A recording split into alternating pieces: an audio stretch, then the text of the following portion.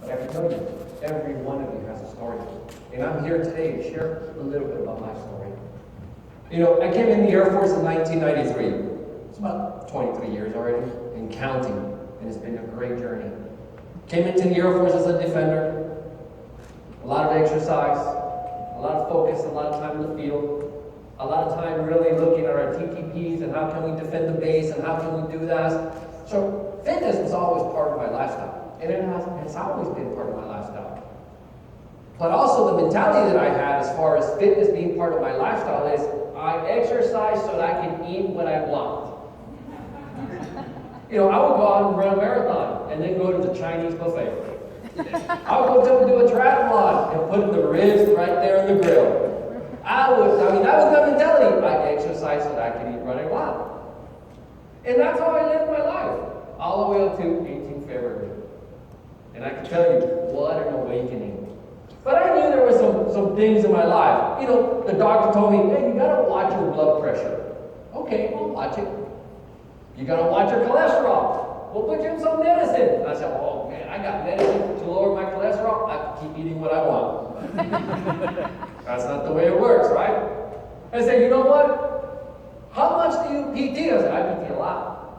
What do you eat? And that's when the doctor said, well, come on. You can't be eating this all the time. And I can tell you, when Gabby and I first got married, we got to the point that she said, enough of eating red meat. I mean, I would eat red meat 7 times a week. That's how I grew up. And then, and I grew up in an environment where my dad would say, you ain't getting off the table until you do what? Finish all your food. Because my dad grew up in a different environment, that it was hard to get food. So he made sure my children are going to eat and you better don't get off. So I grew up in that environment. So then I also found out that my dad has cholesterol problems. My mom has cholesterol problems. My grandpa, my great-grandpa. It talks about, I joke that, family members usually will give you an inheritance of money and possessions, right? My family will not give me that. My family has given me an inheritance of medical issues. So I got to thank my ancestors for that. But that's the way that God made me. So about 2 years ago, really a light turned on me because my stepbrother, at the age of about 48, he was a vivid runner. He competed in professional running teams for Mexico, and he was very fit, but he wasn't watching his diet either. 2 years ago, almost to the team, he finished running the marathon. And as soon as he crossed running the marathon, 5 minutes later, he collapsed of a heart attack and passed away. That was a pretty emotional for us, but oh my goodness, my brother's fit. He just finished running a marathon. And he collapsed and passed. Later we find out he had heart problems. He had cholesterol and everything else that came along with the inheritance that my family has left behind. But I'm sure he never checked it. He never went to the doctor. It was just not part of his lifestyle right now. I eat, I exercise, I'm good to go. So at that time, I'm like, you know what? I'm going to go buy some life insurance. I know the Air Force has a great program, but I want to buy some additional life insurance because, the doctor's telling me my blood pressure's here. The doctor's telling me I got high cholesterol. And I'm getting into my 40s. I'm still going to get some life insurance. So I went and they draw blood. Right? And for those of you that bought life insurance before, they draw blood. And they say you have high blood insurance. You have high cholesterol. And remember that quote we gave you? $30 a month? Nah, not anymore. Now it's going to go almost to $100 a month because you're high risk. Like, what do you mean I'm high risk? I'm not even in my 40s yet. What do you mean? Well, I know I needed life insurance, so I went and bought life insurance. And that, again, so that happened to my brother. Now the life insurance agent's telling me, your premium's going to go high because you're high risk. The doctors are giving me all these warning signs. I said, well, I'm fit. I'm exercising. Again, I'm eating what I want because I'm exercising. So fast forward to 18 February. I've been having a lot of shoulder problems, just normal wear and tear. I got a tear in my left shoulder. The week prior to me going to the chiropractor, I was TDY Langdon. man, I was tired. I wasn't sleeping well. I was groggy. And I'm not thinking back, I was getting all the symptoms. But I thought it was my shoulder bothering me. So I kept telling myself, I'm not going to do anything about it until I go to the chiropractor the following week. I got home from TDY that weekend and I told Gabby, my goodness, it feels like an elephant sitting on my chest. The pain is radiating all over to my shoulders, my back, my shoulder, my jaw. And she told me that Sunday. Ben, are you sure you're not having a heart attack? What was my response? Wow, you're crazy. What do you mean I'm having a heart attack? I'm not having a heart attack. I'll take you to the ER right now. I'm stubborn. I'm a type A. Nope, I'm going to the ER. I'm going to wait till I go to the chiropractor. Monday goes by, Tuesday goes by. So, I just couldn't sleep. It was painful, the typical signs, right? And I'm like, oh my goodness, I can't believe that I'm going through this because of this shoulder pain. Taking Advil, I even went on Wednesday, I went to my PCN Wednesday morning because they needed a referral for my shoulder. And I go, Dad. She goes, how are you feeling? My shoulder hurts, but I can't wait to go to the chiropractor tomorrow. My blood pressure was high. It was super high. And she goes, are you sure it's your shoulder? Yeah, it's my shoulder. So we left it as that. So then that afternoon, I get off of work and I tell the front office, I'm going out for a run. I'm too stressed. I'm going to need to go out for a run just to probably relieve some of this pain. So I'm hurting. The elephant's on my chest. I'm having the typical symptoms. And I change at the office, go out to the front of the office, and I go out to the golf course, run about 2 or 3 miles. And I'm running, I get back, I feel any better. I feel the worst. I can't wait to go to the chiropractor tomorrow. I didn't sleep that night. It was awful. I was like, man, this shoulder, it's crazy. I wake up early because I couldn't wait to get to the chiropractor because this chiropractor is going to solve my problem, right? I show up to the chiropractor office and I say, hey, doctor. He asks, how you doing? I go, my shoulder's killing me. So what do you mean?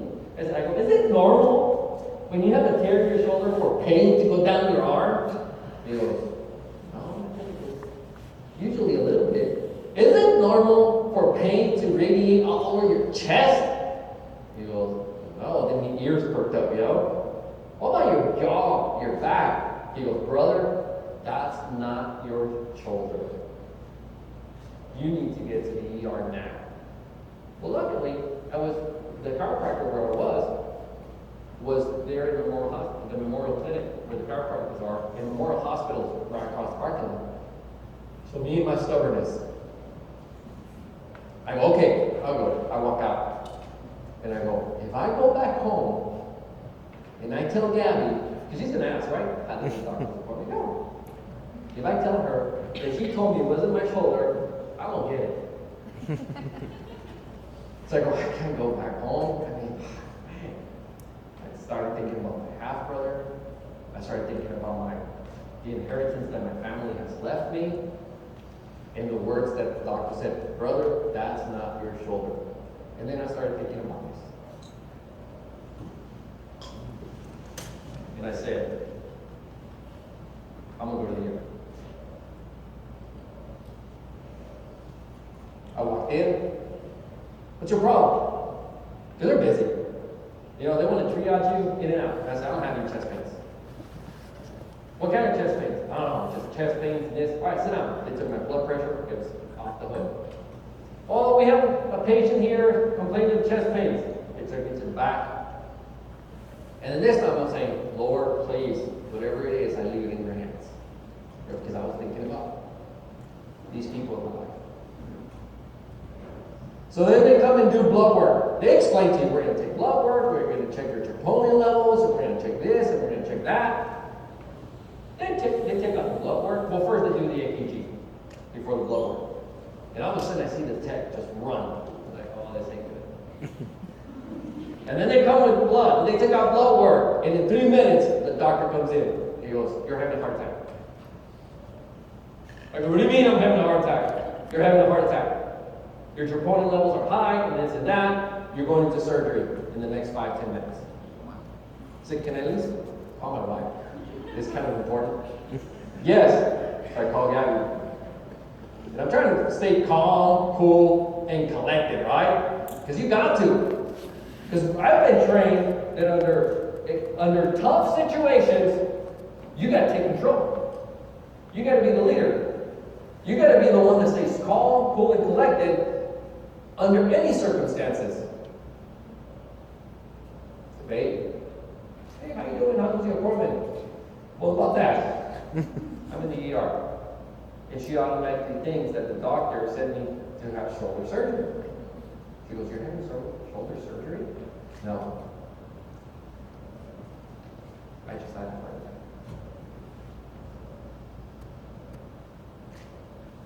Complete silence. Where you at? I told her. She was there like, from where we live in Lincoln's Landing to Memorial Hospital, it takes about 20 minutes. I think she was there like in 10. So as soon as she walked into the ER room, they were already having the stretcher. They had already prepped me. I said, babe, hold my hand, let's pray. And we prayed. I said, so you know where the will's at? You know where the power of attorney's at? She goes, shut up, I don't want to hear about that. Me, being who I am. No, but you got to know this. Do you know where the will's at? Do you know where the power of attorney's at? Do you know where all the documents, you know where my life insurance is at? Yes, we've been through this drill before. When you've deployed, when you go to EY, we always go through this. So stop it.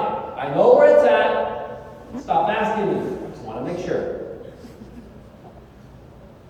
Tell these people that I love them. Stop it! She would say, stop it! So they take me to stretcher. And there, I remember the ride, you know, from the ER room to where they were going to do the procedure. And the whole time seemed like an eternity. It was really like 3 minutes.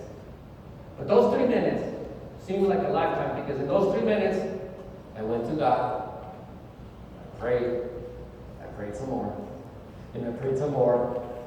I said, God, it is your will. In your name, Lord Jesus, it is in your will. It's in your will. That's all I can say. It's in your will. It's in your will. It's in your will. So they get me into the operating room, and there's about a staff of 10 people. I'm like, what's all these people doing here just for me? I thought it was just, what is this? So the cardiologist comes in and he goes, you know, he introduces himself. He goes, this is what we're going to do. We're going to numb you up, or you're going to be awake. I'm going to be awake. Yeah, you're not going to feel anything, we promise you, but you're going to be awake. And if you want to look, here's 2 cameras that you can look at what we're doing. I'm like, man, this is like TV shows, you know? So I did look. I'm like, oh, I'd love to see what this doctor's going to do to me. So he says, all right, we're going to prep you up. So they inject me on my leg, because they're going to have to go through my leg to first figure out what's going on with my arteries. Does this hurt? Yeah, it hurts still. I can still feel it. All right, we'll wait a few more minutes. So they inject me for a little bit more anesthesia. And the nurse is talking to me. And she goes, what do you do for a living? I said, I'm an airman. Oh, really? How long have you been in? She started chit-chatting with me. She started calming me down, because she could tell I'm very tense. And I remember the nurse telling the chiropractor, doctor, he's a special one. He's a service member. Well, I would hope everybody's a special one under those circumstances. Hopefully the doctor doesn't have like a priority order. These are like the ones I pay special attention, and these are the ones that I don't pay special attention to. I want everybody to be a special one in that surgery room. So that kind of like put me at ease. And the doctor goes, all right, we're about to start the procedure. And I remember these things. I go, doctor, wait. I told him, wait. He goes, yes. Yes, Mr. Miranda. And I go, I just got to tell you this before you get started. And I was bad, because I was nervous. He goes, what is it? I scared the nurses. He goes, what is it? And I go, I just wanted you to know that I got 5 beautiful babies that I still got to take care of. He goes, got it? 2 seconds later, he goes, all right, we can get started. And I go, wait. I got one more thing for you. And then you can tell, okay, what is it? I go, I gotta tell you this one more thing. He goes, what is it, Mr. Miranda? I go, God has control of your hands. He goes, yes, he does. And once I said that, I told myself, he knows about my babies, and he knows God's got control of his hands. What more can you tell the doctor, right? And I was at ease. And I looked at everything in the monitors. It was kind of cool. You know? They will in there with things that I didn't even know existed. And he said you got your main left artery is 100% clogged. We're going to have to open it up with a balloon. We're going to have to put stents. He's telling me all this stuff while I'm looking. But you know what? Because of God's grace, I came out of it. Which, to them, it's a simple procedure. But to someone that doesn't live that every day, it's like a traumatic event, right? So Gabby called my mom, called my dad, called the family. The office already knows. But that's when the journey really began. I'm already in the recovery room. And that's when I told myself, well, first, I thank God that I made it out of that procedure. But I told myself, this is where my journey begins. But you know, in that time when I was in the recovery room, I did tell myself, okay, I got to bounce back from this. I got to be strong for my family. I got to be resilient for my family. I got to make sure that I'm looking out for the good thing, because I'm here. This is where my journey starts. Regardless of what I've done in my life, this is where my journey starts. So 2 days later, I go home. Oh, and that's when the trouble began. I went through ups and downs through the recovery, because the doctor says you will not walk outside, you have to sit, and the most you can walk is about 10 minutes a day. I mean, I'm constrained to this sofa. It's not that big, right? But you know what? Being constrained and not being able to even to walk for more than 10 minutes for 4 weeks, that was tough. But I can tell you, let me share with you what happened in those 4 weeks. In those 4 weeks, I went through a personal spiritual battle. Spiritual battle. For me personally, I was questioning my relationship and my walk with Christ. I was playing the poor me, why me? I was asking myself, why did this happen to me? I was telling myself, oh my goodness, how am I going to be able to get through this? But something amazing happened as I was feeling sorry for myself. The first thing that happened, a few things happened. The first thing that happened was I knew that God had never left me. That was the first amazing thing. The second amazing thing was that these people in this picture rallied up for me. My wife was going to school full time. She was supposed to finish this summer to be a social worker. She dropped all her classes. She said, I'm going to take care of it. My kids rallied up and they were treating me like a king. Again, I was bound to the sofa. My wife adjusted the meals because the doctor said low sodium, low cholesterol, and none of the things that I was accustomed to for the last 41 years. And I said, oh my goodness, what is this? Again, remember my mentality. I exercise so I can do what? Eat what I want. So in those 4 weeks, my spiritual battle was tough, but I knew that God hadn't left me. I knew that my family had rallied behind me. And my wingmen were there supporting me.